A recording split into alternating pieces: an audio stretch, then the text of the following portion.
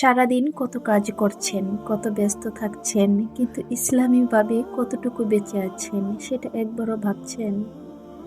একদিন আমি নিজেকেই প্রশ্ন করলাম, আল্লাহ আমাকে দেখছেন, আমি কি আল্লাহকে খুশি করার মতো জীবন চালাচ্ছি?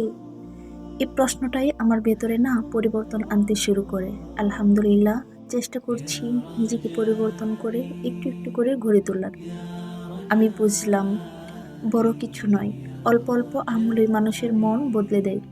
তাই প্রতিদিন চেষ্টা করি 10 বার হলেও আস্তাগফিরুল্লাহ বলা, সকাল সন্ধ্যায় ছোট ছোট দোয়া পড়া, আর প্রতিদিন কোরআনের 2 থেকে 3টি লাইন হলেও পড়া।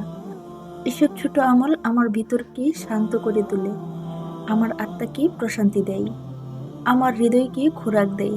আলহামদুলিল্লাহ, আগে নামাজ পড়তাম কিন্তু মনোযোগ ছিল কম। এখন নামাজের আগে 20-30 সেকেন্ড ভাবি আমি এখন আল্লাহর সামনে দাঁড়াবো। এই ছোট প্রস্তুতিটা আমার নামাজকে বদলে দিয়েছে, আর এখন মনে হয় নামাজই আমার শান্তির জায়গা।